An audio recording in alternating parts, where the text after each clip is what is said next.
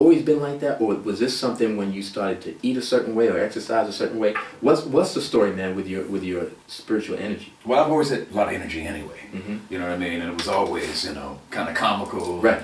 I could always keep Reese laughing. Right. And don't forget, I really love what I was doing. Sure. Because don't forget now, man, you know, I had a chance like to be a rock star. Right. You know, whatever that meant, Yeah, right? And sure. and then what happened is, as I got on, and I became aware. I became more aware consciously of how I wanted to take care of myself. Yeah, sure. You know, as you get older and things like that, and then I got into yoga classes. Right. Then I got into powerlifting, and I run. You know what I mean, sprints and things like that. And I wanted to stay healthy. Right. You know what I mean. Do you enjoy working out, or do you do it because you feel like you have to? I enjoy. It's a little bit of both. Mm-hmm. Like I enjoy working out because it's great. Mm-hmm.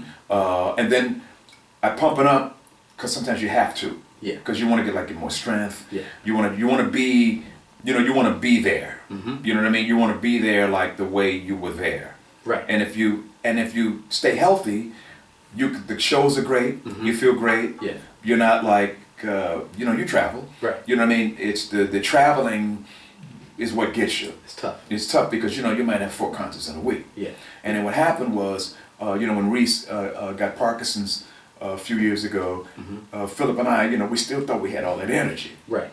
And we still was like, we were like young enough and old enough to know what we were doing. Mm-hmm. And then what happened was, man, we started seeing this new audience. Mm-hmm. And then we had to keep up ourselves. Yes. And then when Reese left the stage, not performing, he left a big hole because his energy was so Right.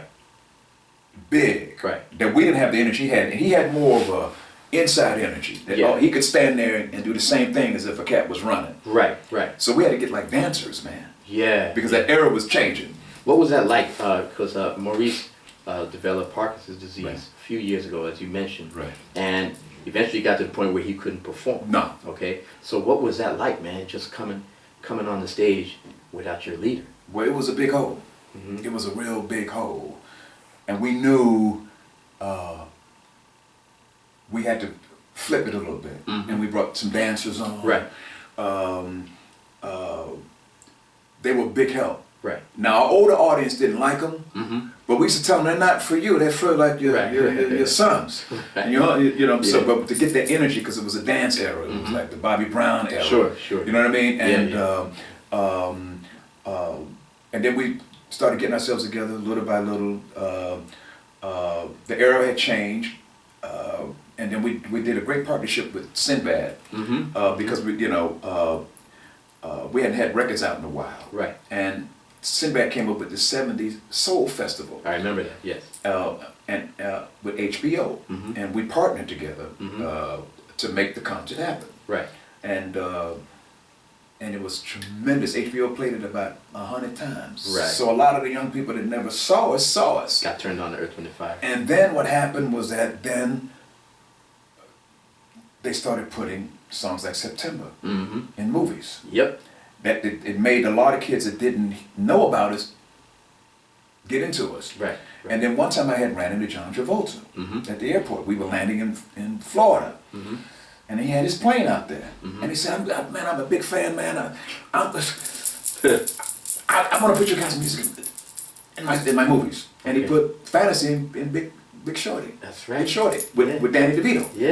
Yeah. And so that started happening. Right. With a lot of Right. and then the young people started happening. Right. And so we knew we still had something. Mm-hmm. Because we did this concert with Donnie Simpson. Right. So we backstage and Donnie Simpson said, "How many older than 5 fans out there?" And it was like 3 claps. How many new fans? It was Really.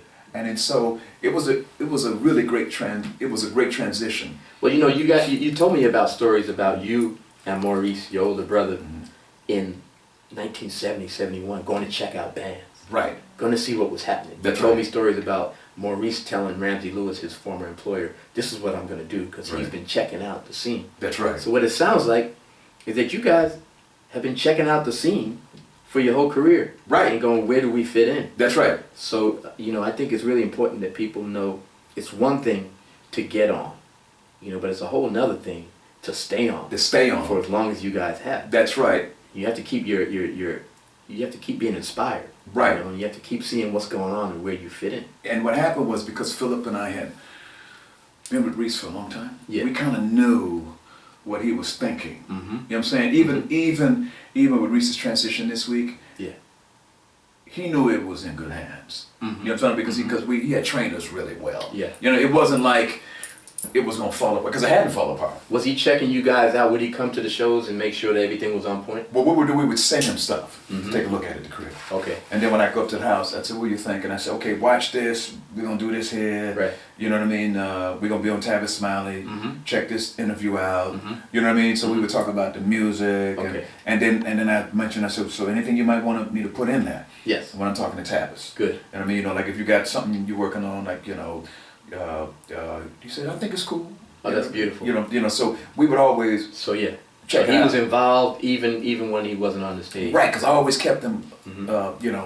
on point with what we were doing. You know what I mean? And then he was when we made the big switch 10 years ago with a big management change. Okay.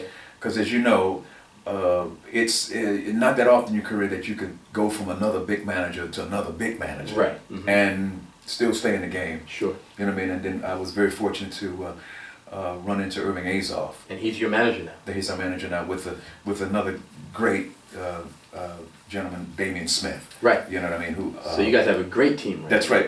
Damian also manages Jennifer Hudson. Sure. Sure. He put her on the Kennedy Center I showed you. Yeah, Verdine, before we began the interview, he showed me the 37 Kennedy Center Awards that featured a tribute to Al Green. Right. And Earth, Wind & Fire played, and Jennifer Hudson sang. It was Right. fantastic. Right. Fantastic. And then I put Damian with Irving.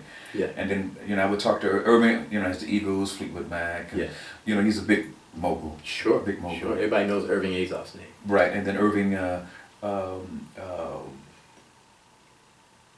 wanted to work with us. Yeah. But in a nice way, though. Right. I mean, it wasn't like, it was actually very relaxed. Right. You know what I mean? And what sold me on Irving was not just he was a great manager, but he was a great person. Yes. But I didn't come to him for management originally. Mm-hmm. I met him, he said, "We should get together." So I Right. go to the house, he talked about the business, where the business was going. Right. Then one day, he came over here, Right. and we sat, and he said, "So how can I help you?" Wow. For those of you who don't know, Irving Azoff now owns, am I correct? Right. In saying that he owns Madison Square Garden Right, and the Forum, and he merged it together. and the Forum here in Los Angeles. Yeah, and then when we do class party next week, they're honoring Irving. Right. And so we're gonna play for Irving. And you guys are also getting a Lifetime Achievement Award from the next Grammys. night. Yeah, the next night. Man, this is an incredible time. I mean, I know. bittersweet for you, isn't it? Yeah, I know. But actually, Reese gave us a great gift. Yes. You know what I'm talking about? Yeah. And as we said, I said it, and I said, "Well, he has impeccable timing." I said, he did it again. He did it again. He did it again, and it's he was he knew what he was doing. Mm-hmm. You know what I mean? He lived the life he wanted to live. Yeah.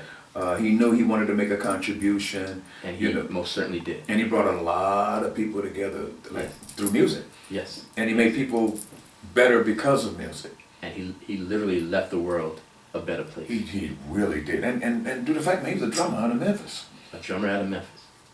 Verdine White, bassist extraordinaire with Earth, Wind & Fire. Thank you so much for taking the time, man. This has just been an incredible experience for me. Earth, Wind & Fire is just like, it's at the top for me. And thank you for just giving us the insight into the origins and how you guys were thinking, and the creativity is just amazing. And rest in peace, Maurice White. That's right. He's truly a legend, and he left a big hole. Right. And Reese loved you, man. Man.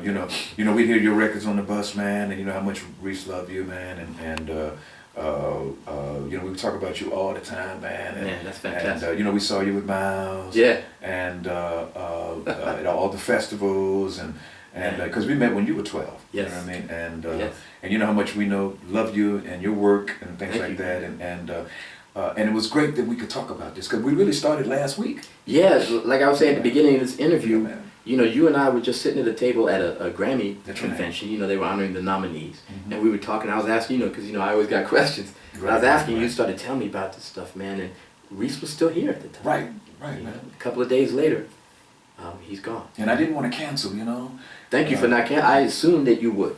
I said, hey, man, he's he's got other things on his mind now. But you said, hey man, I really want to do this. So Right. thank you so much. And man. this is the first interview I've done since Reese's passed. Wow, man, I'm honored, man. Yeah, you know, Really and you know, and it's fresh. So Yeah. you know, so it's vivid right now. yeah, you we're know? getting your true initial feeling, Right. you know. Right. So man, I thank you for coming over. Hey, thank you. You know what I mean? I'm gonna sit here for a little while in the room and just check out, man. We're All gonna eat these those, gold man. records, man. After the Love is Gone, Shining Star, Best of My Love, September. They're all lining the wall, man. It's just incredible, man.